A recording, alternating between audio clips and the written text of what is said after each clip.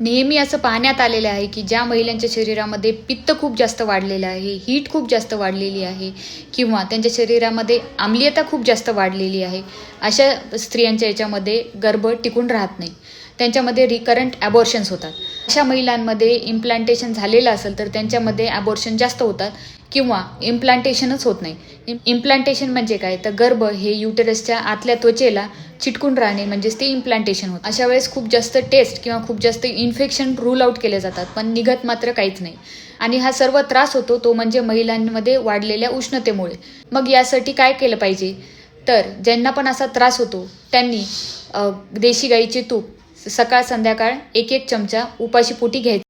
हे तूप थंड असतं, पित्तशामक असतं, त्यामुळे शरीरातली उष्णता कमी करतं.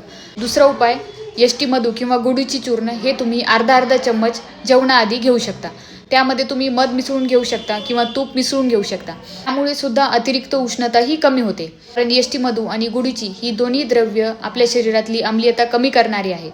या व्यतिरिक्त तुम्ही डॉक्टरांच्या सल्ल्यानुसार वेगवेगळी औषधी घेऊ शकता किंवा जिथे तुम्हाला पंचकर्म उपलब्ध असेल तिथं जाऊन तुम्ही विरेचन हे पंचकर्म करू शकता. विरेचन म्हणजे काय, तर लूज मोशन होण्यासाठी औषधी दिले जातात आणि त्यामुळे शरीरातलं अतिरिक्त पित्त बाहेर पडतं.